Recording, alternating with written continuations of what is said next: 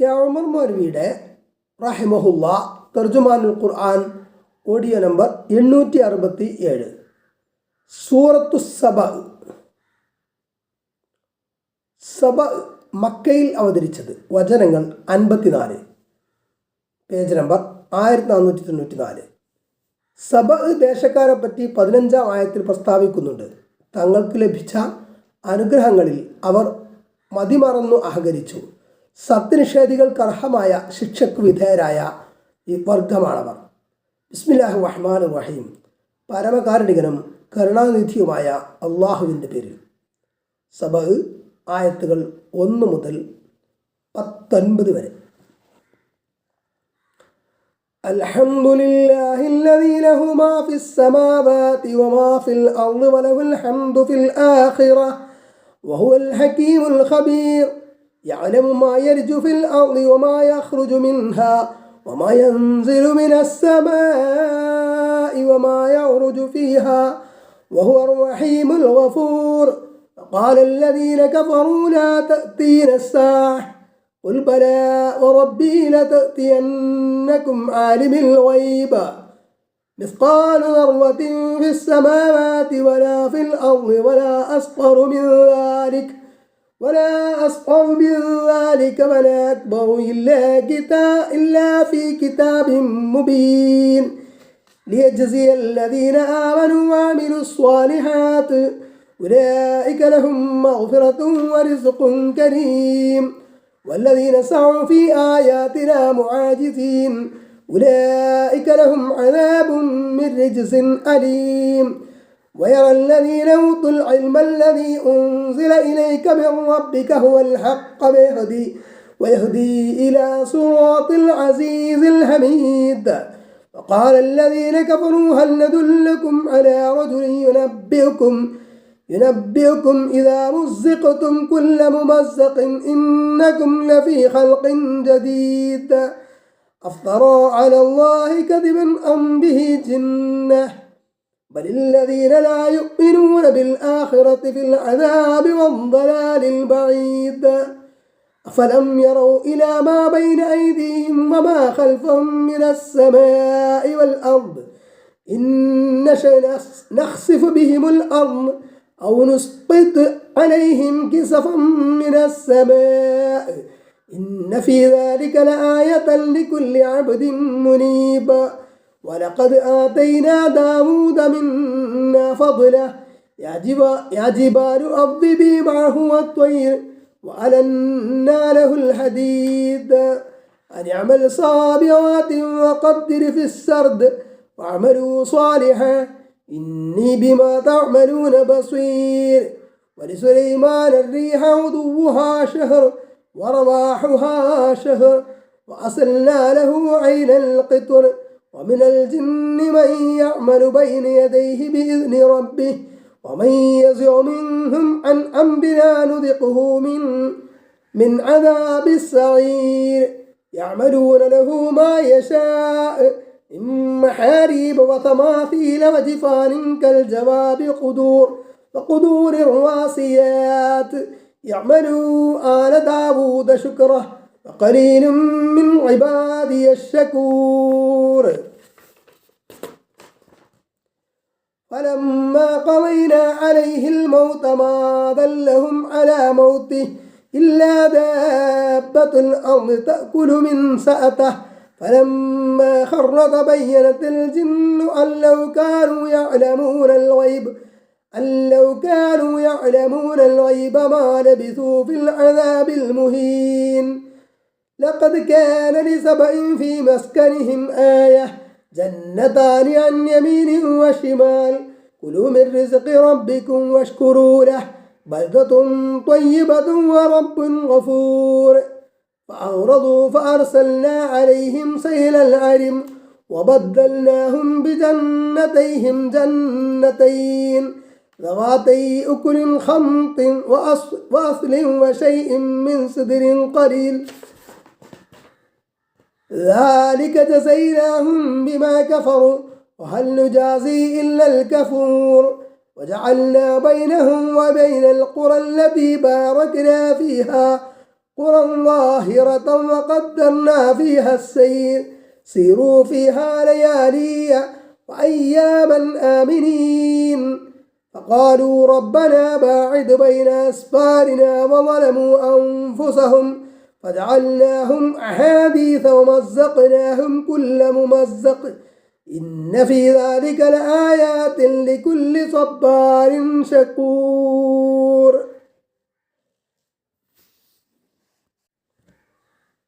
ഉമർ മൗലവിയുടെ റഹിമഹുല്ലാ തർജുമാനുൽ ഖുർആൻ audio number 868, സൂറത്തു സബ ആയത്ത് 1, പേജ് നമ്പർ 1494. അൽഹംദുലില്ലാഹില്ലദീ ലഹു മാ ഫിസ് സമാവാതി വമാ ഫിൽ അർദ്. ആകാശങ്ങളിലുള്ളതും ഭൂമിയിലുള്ളതും തനിക്ക് സ്വന്തമായുള്ളതാണോ ആരാണോ ആ അള്ളാഹുവിന് സർവസ്തുതിയും. വലഹുൽ ഹംദു ഫിൽ ആഖിറ. പരലോകത്തും സ്തുതി അവന് തന്നെ. വഹുവൽ ഹകീമുൽ ഖബീർ. അവൻ അഗാധജ്ഞനും സൂക്ഷ്മജ്ഞനുമത്രേ. ഭൂമിയിലും പ്രപഞ്ചത്തിലുമുള്ള വസ്തുക്കളുടെയും ജീവജാലങ്ങളുടെയും സൃഷ്ടിപ്പിൽ കാണുന്ന സമ്പൂർണതയും സൗന്ദര്യവും യുക്തിയും വൈദഗ്ധ്യവും എല്ലാം കണ്ട് സ്തുതിയും നന്ദിയും അർപ്പിക്കേണ്ടത് അള്ളാഹുവിന് മാത്രം. ഇവിടെ നാം കാണുന്നതെല്ലാം അവൻ്റെ അനുഗ്രഹവും ഔദാര്യവുമാകുന്നു. ആയത്ത് 2. യഅലമു മാ യലിജു ഫിൽ അർദ്.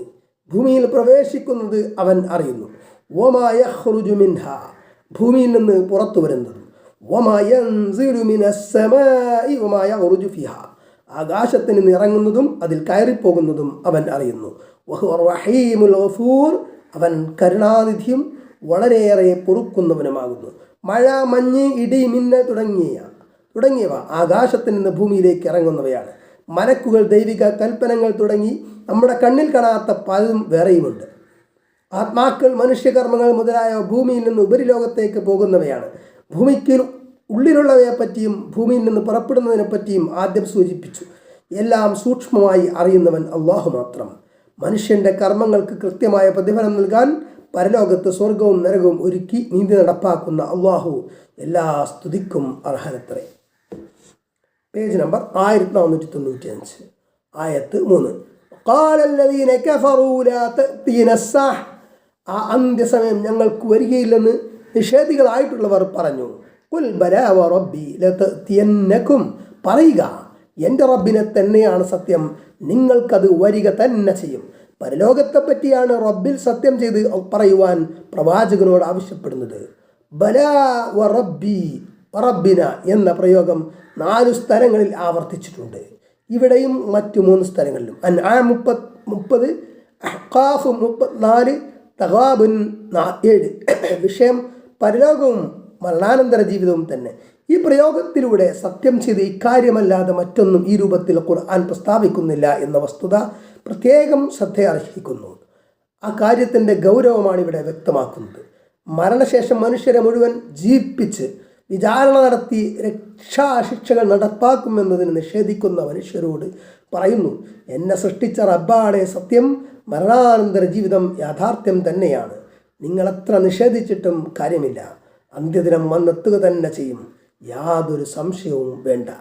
ആലിമിൽ ഗൈബി, അദൃശ്യം അറിയുന്നവനായ എൻ്റെ റബ്ബ്, ലാ യഗ്സുബു അൻഹു, അവനിൽ നിന്ന് ഗോപ്യമാകുന്നില്ല, മിസ്ഖാലു ദർറത്തിൻ ഫിസ് സമാവാതി വലാ ഫിൽ അർദി, ആകാശങ്ങളിലും ഭൂമിയിലുമുള്ള അണുവിൻ്റെ തൂക്കം, വലാ അസ്ഗറു മിൻ ദാലിക, അതിനേക്കാൾ ഏറ്റവും ചെറുതായിട്ടുള്ളതും, വലാ അക്ബറു, അതിനേക്കാൾ വലുതായിട്ടുള്ളതും, ഇല്ലാ ഫി കിതാബിൻ മുബീൻ, വ്യക്തമായ ഗ്രന്ഥത്തിലുള്ളതല്ലാതെ. എല്ലാ കാര്യങ്ങളും ശരിക്ക് കണക്കാക്കപ്പെട്ടതും അള്ളാഹുവിൻ്റെ അടുക്കൽ ഒരു ഗ്രന്ഥത്തിൽ രേഖപ്പെടുത്തിയിട്ടുള്ളതുമാണ്. മനുഷ്യരെന്നടങ്കം മരിച്ചു മണ്ണായിത്തീർന്നു ജീർണിച്ചു കഴിഞ്ഞാൽ പിന്നെ രണ്ടാമതെങ്ങനെ ജീവിപ്പിക്കുമെന്നാണ് നിഷേധികളുടെ ചോദ്യം. ഓരോ അണുവും ഇവിടെയെന്ന് അള്ളാഹു കണക്കാക്കിയിട്ടുണ്ട്, അതവൻ രേഖപ്പെടുത്തിയിട്ടുമുണ്ട്. അവൻ സൂക്ഷ്മജ്ഞാനിയും സർവശക്തനുമാണ്. മരിച്ചു ജീർണിച്ച മനുഷ്യരെ പുനഃസൃഷ്ടിക്കുക അവനൊരു പ്രയാസമുള്ള കാര്യമേ അല്ല. ആയത്ത് 4. ലിയജ്സിയല്ലദീന ആമനു വഅമിലുസ് സ്വാലിഹാത്തി, വിശ്വസിക്കുകയും സൽക്കർമ്മങ്ങൾ പ്രവർത്തിക്കുകയും ചെയ്യുന്നവർക്ക് പ്രതിഫലം കൊടുക്കുന്നതിനായി. ഉലൈക ലഹും മഗ്ഫിറത്തുൻ വറിസ്ഖുൻ കരീം, അവർക്ക് പാപമോചനവും ശ്രേഷ്ഠമായ ഉപജീവനവുമുണ്ട്.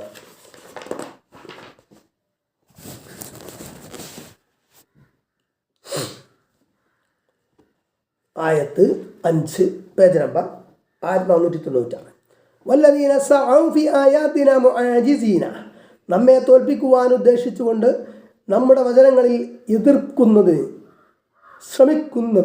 ശ്രമിച്ചവരാരോ ഉലൈക ലഹും അദാബും മിൻ റിജ്സിൻ അലീം, അവർക്കത്രേ വേദനാജനകമായ കഠിന ശിക്ഷയുള്ളത്. അക്രമവും അധർമ്മവും ചെയ്യുന്നവർ അവരുടെ ചെയ്തികളുടെ ഫലം അനുഭവിക്കണം. സൽക്കർമ്മവും നന്മയും ചെയ്യുന്നവർ അവരുടെ കർമ്മഫലവും അനുഭവിക്കണം. അതാണ് യുക്തിയും ന്യായവും നീതിയും. പ്രകൃതിയുടെ തേട്ടം അതാണ്. ഈ ലോകത്ത് ആ ഫലം അനുഭവിക്കുന്നില്ല എന്നത് യാഥാർത്ഥ്യമാകുന്നു. അക്രമികൾ സുഖമായി ജീവിക്കുന്നതും നല്ലവരായ മനുഷ്യർ വിഷമിക്കുന്നതും നാം കാണുന്നു. ഇവിടത്തെ കർമ്മങ്ങൾക്ക് തുല്യമായ പ്രതിഫലം ലഭിക്കുന്നത് മരണാനന്തര ജീവിതത്തിലാണെന്ന് ഖുർആൻ മാനവരാശിയെ അറിയിക്കുന്നു. സൽക്കർമ്മകാരികൾക്ക് ഉത്കൃഷ്ടമായ പ്രതിഫലം പരലോകത്തുണ്ട്. ദുഷ്കർമ്മകാരികൾക്ക് ശിക്ഷയും. സത്യനിഷേധത്തിൻ്റെയും ദുർമാർഗത്തിൻ്റെയും വഴിയിൽ ഖുർആനിനെതിരിൽ ദുരാരോപണങ്ങളുമായി ദുഷ്പ്രചാരവേല നടത്തുന്നവർ എല്ലാ കാലത്തുമുണ്ട്. സത്യദീനിനോട് വിദ്വേഷത്തിൻ്റെ നിലപാട് സ്വീകരിക്കുന്നവർ കഠിന ശിക്ഷ അനുഭവിക്കേണ്ടി വരും. ആയത്ത് 6.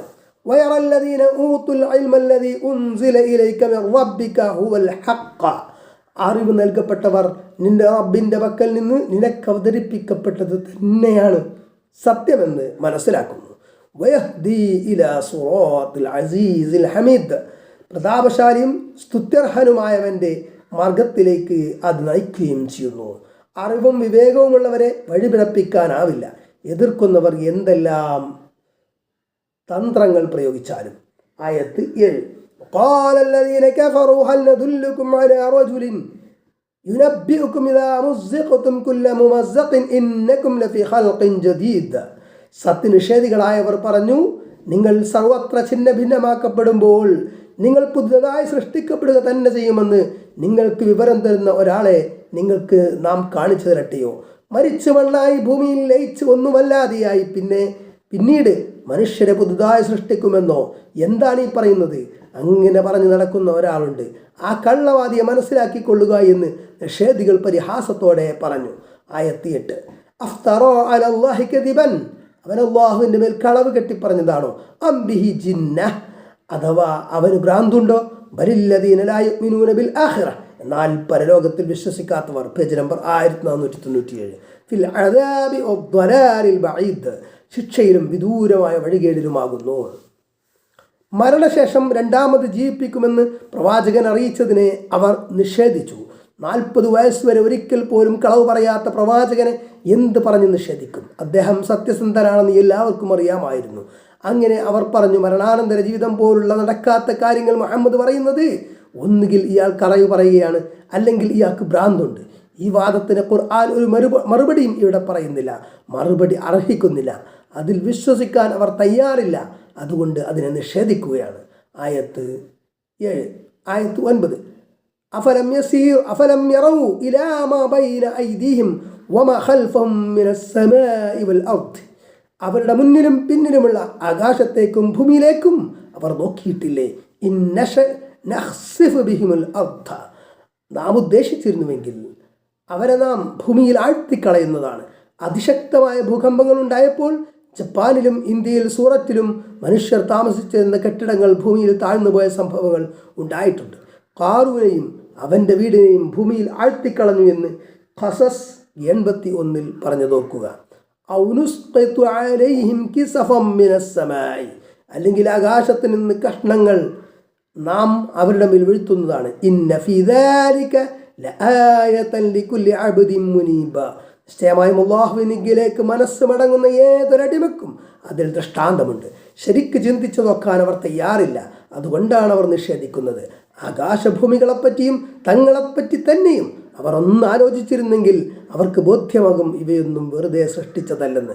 ബുദ്ധിയും തൻ്റെ ഇടം വിവേചന ബുദ്ധിയുമെല്ലാം നൽകപ്പെട്ട മനുഷ്യൻ ഉത്തരവാദിത്തമില്ലാത്തവനും വിചാരണ ചെയ്യപ്പെടാത്തവനുമായി ഉപേക്ഷിക്കപ്പെടുന്നത് എങ്ങനെ? ഈ പ്രപഞ്ചമെല്ലാം സൃഷ്ടിച്ച് സംവിധാനിച്ച റബ്ബിന് മുകളിൽ നിന്നോ താഴെ നിന്നോ ഒരു ശിക്ഷ കൊണ്ടുവരാൻ എന്ത് പ്രയാസം? നേർക്കുനേരെ ചിന്തിക്കുന്ന വിനയമുള്ളവർക്ക് ഇവയിൽ വിശ്വസിക്കാൻ ഒരു പ്രയാസവുമില്ല. ഉമർ മൗലവിയുടെ റഹിമഹുല്ലാ തർജുമാനുൽ ഖുർആൻ ഓഡിയോ നമ്പർ 869. സൂറത്തു സബ ആയത്ത് 10, പേജ് നമ്പർ 1497. വലഖദ് ആതൈനാ ദാവൂദ മിന്നാ ഫദ്ല.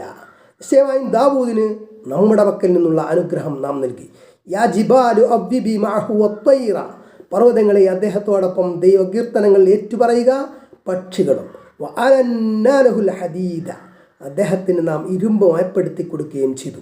പ്രവാചകത്വവും രാജ്യത്വവും കൊണ്ട് അനുഗ്രഹിക്കപ്പെട്ട ഒന്നാമത്തെ പ്രവാചകനായിരുന്നു ദാവൂദ് അലൈഹിസ്സലാം. വ്യത്യസ്തങ്ങളായ അനുഗ്രഹങ്ങൾ അദ്ദേഹത്തിന് നൽകപ്പെട്ടു. പർവ്വതങ്ങളും പറവകളും ദാവൂദ് നബിയോടൊപ്പം സ്തുതികീർത്തനങ്ങൾ ഏറ്റുചൊല്ലിയത് എങ്ങനെയെന്ന് നമുക്കറിഞ്ഞുകൂടാ.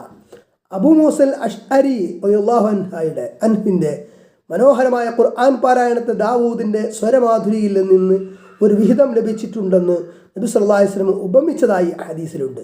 ബുഖാരി 47:61. അള്ളാഹുവിൻ്റെ ഒരു പ്രത്യേക അനുഗ്രഹമാണത്. ഇരുമ്പ് ഉരുക്കി ഉപയോഗിച്ച് ഉപകരണങ്ങൾ ഉണ്ടാക്കലാണ് ഇരുമ്പിനെ നാം മയപ്പെടുത്തി കൊടുത്തു എന്നതുകൊണ്ട് ഉദ്ദേശ്യം എന്ന് പറഞ്ഞവരുണ്ട്. എല്ലാവരും ചെയ്യുന്ന കാര്യം പ്രത്യേകമായി എടുത്തു പറയേണ്ടതില്ല. ഇരുമ്പുരുക്കി ഉപയോഗപ്പെടുത്തുന്നതിൽ മറ്റാർക്കുമില്ലാത്ത ഒരു സൗകര്യം അദ്ദേഹത്തിന് അള്ളാഹു നൽകി എന്നാണ് മനസ്സിലാകുന്നത്. പടയങ്കി ഉണ്ടാക്കുന്നതിനെപ്പറ്റിയും അതിൻ്റെ കണ്ണികൾ ശരിയാക്കുന്നതിനെപ്പറ്റിയും അടുത്ത ആയത്തിൽ പറയുന്നുണ്ട്. അതിനും പ്രത്യേകതയുണ്ടായിരിക്കണം. ഇതെല്ലാം അള്ളാഹു ദാവൂദ് അലൈഹിസ്സലാമക്ക് നൽകിയ പ്രത്യേക അനുഗ്രഹങ്ങളത്രേ.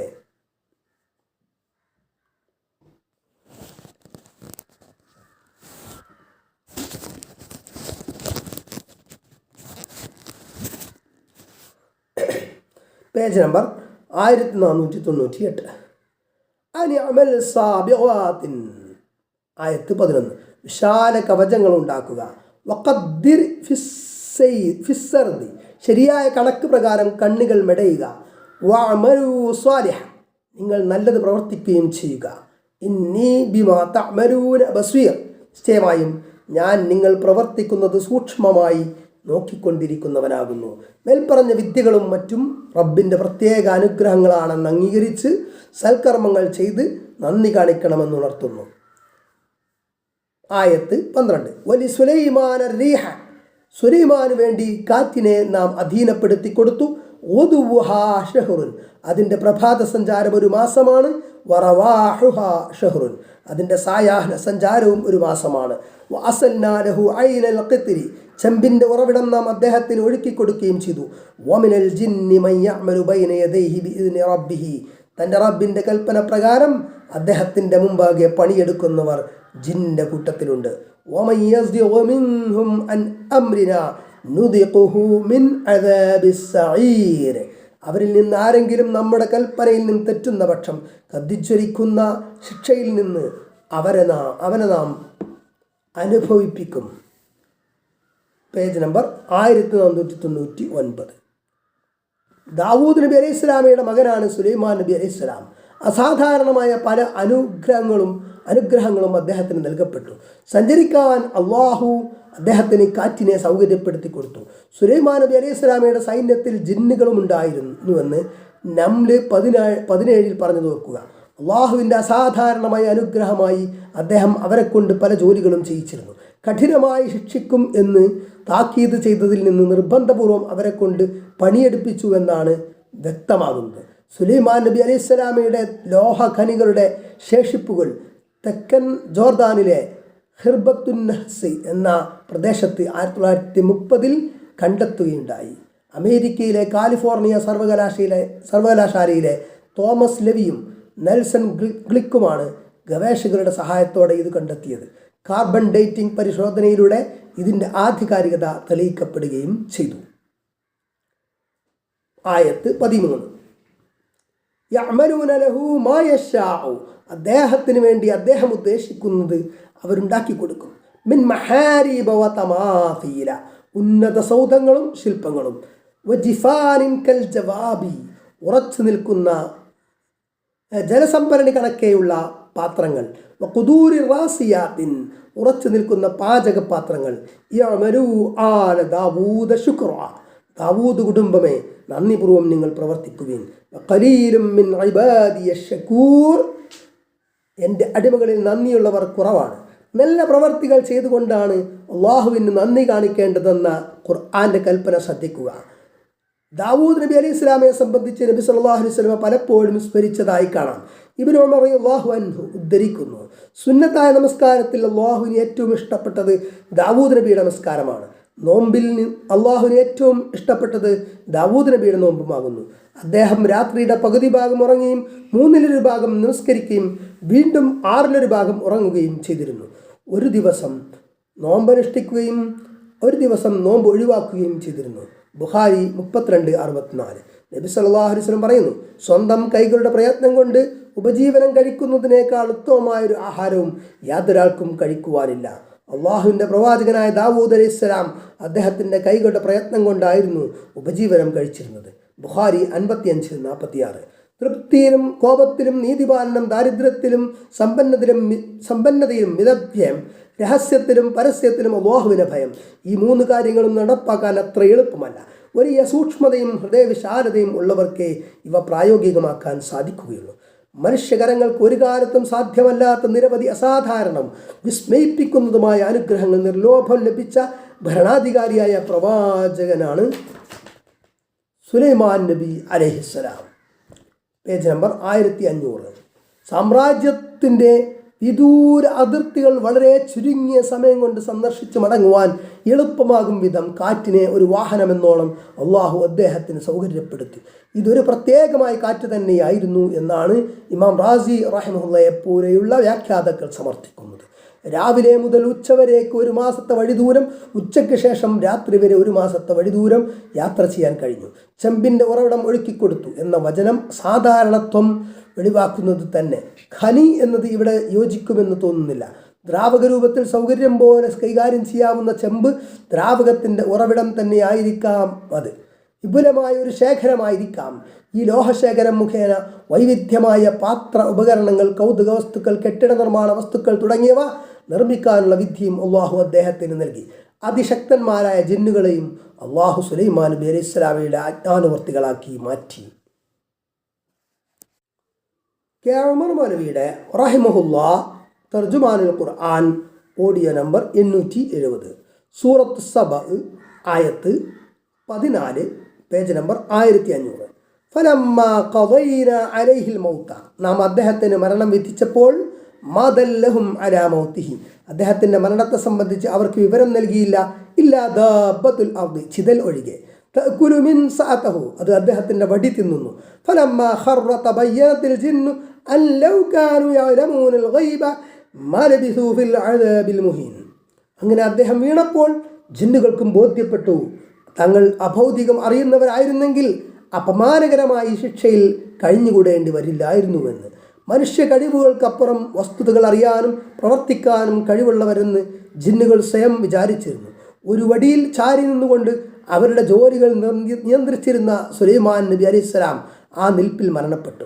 പക്ഷേ താങ്ങുവടി ചിതൽ തിന്നു നശിച്ച് തകർന്നപ്പോഴാണ് പ്രവാചകൻ്റെ മൃതശരീരം മറിഞ്ഞു വീണത്. തങ്ങളുടെ യജമാനൻ വീക്ഷിച്ചു കൊണ്ടിരിക്കുന്നു എന്നവർ കരുതി.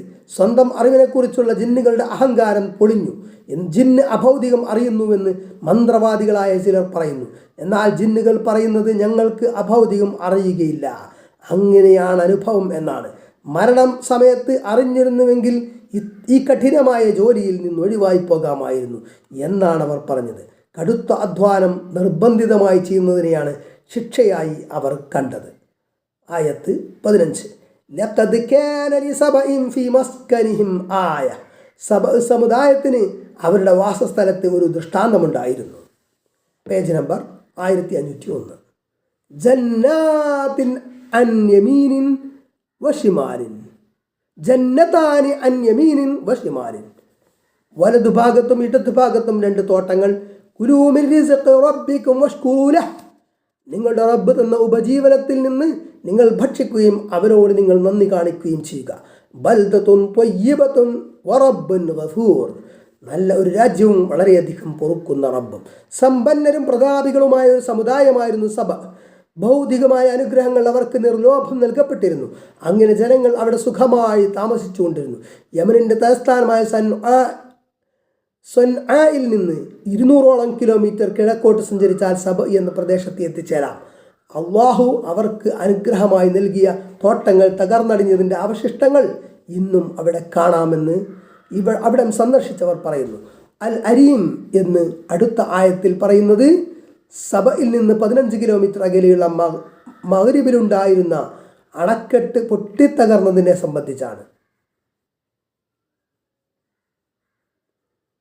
ഗവേഷകന്മാർ പറയുന്നത് പൊട്ടിയ ഡാമിന് 15 മീറ്റർ ഉയരവും 240 മീറ്റർ നീളവും 60 മീറ്റർ താഴ്ഭാഗത്ത് വീതിയും ഉണ്ടായിരുന്നു എന്നാണ്. 2 തോട്ടങ്ങൾക്കും കൂടി 72 ചതുരശ്ര കിലോമീറ്റർ വിസ്തീർണമുണ്ടായിരുന്നു എന്നും ഗവേഷകർ പറയുന്നു. പൊട്ടിയ അണക്കെട്ടിൻ്റെ 2 അറ്റവും തകരാതെ അവശേഷിച്ച് കിടക്കുന്നുണ്ട്. BC 8-ാം നൂറ്റാണ്ടിലായിരുന്നു ഈ അണക്കെട്ട് നിർമ്മിച്ചത്. ബിൽഖീസ് രാജ്ഞി സുലൈമാൻ നബി അലൈഹി സ്വലാമയിൽ വിശ്വസിച്ച് സബയിൽ നിന്ന് ഫലസ്തീനിലേക്ക് പോയതിനു ശേഷമാണത്രേ ഈ അണക്കെട്ട് തകർന്നത്. ആയത്ത് 16.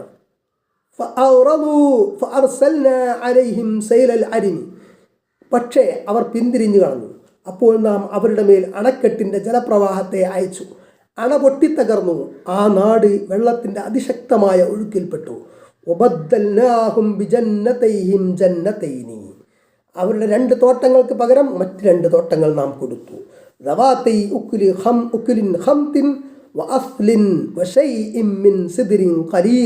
കൈപ്പുള്ള കായ്ക്കനികളും കാറ്റാടിയും വാഗമരത്തിൽ നിന്ന് അല്പവും അവർക്ക് കൊടുക്കുകയും ചെയ്തു.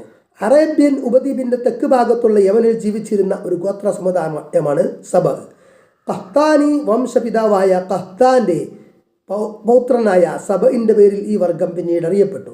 ബിൽഖീസ് റാണി ഈ രാജ്യം ഭരിച്ചിരുന്നവരിൽ പെടുന്നു. മഗാരിബ് അണക്കെട്ടിൻ്റെ ഇരുവശങ്ങളിലായി 2 വിശാലമായ തോട്ടങ്ങളുണ്ടായിരുന്നു. സബകാരുടെ ഉപജീവനം ഈ തോട്ടങ്ങളിൽ നിന്നായിരുന്നുവെങ്കിലും ആ അനുഗ്രഹത്തിന് അവർ നന്ദി കാണിച്ചില്ല. സാങ്കേതിക സൗകര്യങ്ങളില്ലാതിരുന്ന അക്കാലത്ത് നിർമ്മിക്കപ്പെട്ട ഭീമൻ അണക്കെട്ടിൽ നിന്നുള്ള ജലസേചനം വഴിയാണ് തങ്ങൾ ഉപജീവനം കഴിക്കുന്നതെന്ന സ്മരണ അവരെ ദൈവസ്മരണയിലേക്കല്ല നയിച്ചത്. നിഷേധികളും ദുർനടപ്പുകാരുമായി തീർന്ന അവർ പ്രവാചകന്മാരുടെ പ്രബോധനങ്ങളെ പാടെ തള്ളിക്കളഞ്ഞു. അള്ളാഹു അവരെ ശിക്ഷിച്ചു. അണക്കെട്ട് പൊട്ടി പ്രളയമുണ്ടായി.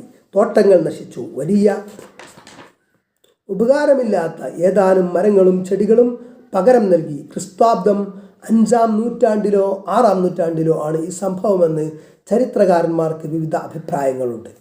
Page number 1502. ആയത്ത് 17. അവർ നന്ദികേട് കാണിച്ചത് നിമിത്തം നാം അവർക്ക് പ്രതിഫലം കൊടുത്തതാണത്. വഹൽ നുജാസി ഇല്ലൽ കഫൂർ. വലിയ നന്ദി കെട്ടവരോടല്ലാതെ നാം ഇങ്ങനെ പ്രതിഫല നടപടിയെടുക്കുമോ? നമ്മുടെ അലംഘനീയമായ നിയമമാണത്, ന്യായമായ പ്രതിഫലം കൊടുക്കൽ. ആയത്ത് 18. അവരുടെയും നാം വളരെയധികം അനുഗ്രഹം നൽകിയ രാജ്യങ്ങളുടെയും ഇടയിൽ നാം ഉണ്ടാക്കി ഖുറൻ ലോഹിറത്തൻ, തെളിഞ്ഞു കാണാവുന്ന ചില ഗ്രാമങ്ങളെ, അവിടങ്ങളിലെ സഞ്ചാരം നാം നിർണയിക്കുകയും ചെയ്തു. സീറു ഫിഹാലയാലിയ വഅയ്യാമൻ ആമിനീൻ. ഈ രാജ്യങ്ങളിൽ കുറേ രാവും പകലും നിർഭയരായി നിങ്ങൾ സഞ്ചരിക്കുകയും എന്ന് അവരോട് പറഞ്ഞു. അനുഗ്രഹം നൽകപ്പെട്ട നാടുകൾ കൊണ്ട് ഉദ്ദേശ്യം ഷാമിലെ നാടുകൾ സിറിയ ആണെന്ന് ഭൂരിപക്ഷം വ്യാഖ്യാതാക്കളും പറയുന്നു. സബകാർക്ക് ഷാം വരെയുള്ള യാത്രയിൽ ജനവാസമുള്ള കേന്ദ്രങ്ങൾ ഇടയ്ക്കിടയ്ക്ക് ഉണ്ടായിരുന്നതിനാൽ സഞ്ചാരം സുഗമമായിരുന്നു. ഇടയ്ക്കിടെ ഇറങ്ങി വിശ്രമിക്കാനും മറ്റും സൗകര്യമായിരുന്നു. രാത്രി കഴിച്ചുകൂട്ടുകയും ചെയ്യാം. ഇന്ന സ്ഥലം വരെ യാത്ര ചെയ്ത് അവിടെ വിശ്രമിക്കാം എന്ന് മുൻകൂട്ടി നിർണയിക്കാമായിരുന്നു. ആയത്ത് 19. അപ്പോൾ അവർ പറഞ്ഞു, ഞങ്ങളുടെ നാഥ, ഞങ്ങളുടെ യാത്രക്കിടയിൽ അകലമുണ്ടാക്കേണമേ. വലമു അൻഫുസഹും, അവർ അവരോട് തന്നെ അക്രമം പ്രവർത്തിക്കുകയും ചെയ്തു. ഫജഅൽനാഹും അഹാദീഥ, അങ്ങനെ അവരെ നാം സംസാര വിഷയങ്ങളാക്കി. വമസ്സഖ്നാഹും കുല്ല മുമസ്സഖ്, അങ്ങനെ അവരെ നാം സർവത്ര ഛിന്ന ഭിന്നമാക്കുകയും ചെയ്തു. ഇന്ന ഫീ ദാലിക ലആയാതിൻ ലികുല്ലി സബ്ബാരിൻ ശകൂർ, ധാരാളം സഹിക്കുകയും വളരെ നന്ദി കാണിക്കുകയും ചെയ്യുന്ന എല്ലാവർക്കും അതിൽ നിശ്ചയമായും ദൃഷ്ടാന്തങ്ങളുണ്ട്. Page number 1503. അനുഗ്രഹം നൽകിയ ഗ്രാമങ്ങൾ എന്ന് പറഞ്ഞത് സിറിയൻ ഗ്രാമങ്ങളാകുന്നു. വ്യാപാര യാത്രകൾക്കിടയിൽ അടുത്തടുത്ത് ജനവാസമുള്ള ഗ്രാമങ്ങളിൽ തങ്ങേണ്ടി വരുന്നത് ജനങ്ങൾക്ക് ഉപകാരപ്രദമാണെങ്കിലും അവരുടെ വ്യാപാരത്തിലെ കുത്തക താല്പര്യങ്ങൾക്ക് അത് യോജിക്കുകയില്ലായിരുന്നു. താവളങ്ങളുടെ അകൽച്ച വർദ്ധിക്കുന്നതുകൊണ്ട് ചെറുകിട വ്യാപാരികളെ തള്ളി വാണിജ്യരംഗം കൈയടക്കാമെന്ന് സഭകാർ വ്യാമോഹിച്ചു. സ്വാർത്ഥത ജനങ്ങൾക്ക് ഉപകാരമുണ്ടാകുന്ന പ്രശ്നങ്ങളിൽ നിന്നും അവരെ അകറ്റി. നീതിധർമ്മങ്ങൾക്ക് വില കൽപ്പിക്കാത്ത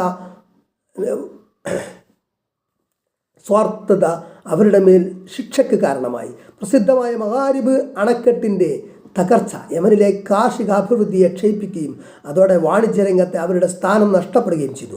ആ ജനത ഛിന്ന ഭിന്നമായി. പ്രതാപികളായിരുന്ന സബവർഗം ഒരു പഴങ്കഥയായി. അറബികൾക്കിടയിൽ സബകാരെ പോലെ ചിഹ്നിച്ചെറിയുന്ന പ്രയോഗം നിലവിൽ വന്നു. വിഷമങ്ങളും ദുരന്തങ്ങളും ഉണ്ടാകുമ്പോൾ ക്ഷമിക്കുക, സുഖവും സന്തോഷമുണ്ടാകുമ്പോൾ നന്ദി കാണിക്കുക. ഈ സ്വഭാവമുള്ളവരാണ് വിജയികൾ. ആ സ്വഭാവമില്ലാത്തവർ നാശമടയും. സുഖസന്തോഷങ്ങളിൽ ആഹ്ലാദവും അഹങ്കാരവും പ്രകടിപ്പിക്കുന്നവർ നശിക്കും. ആ ചരിത്ര പാഠമാണ് ഖുർആൻ വ്യക്തമാക്കുന്നത്.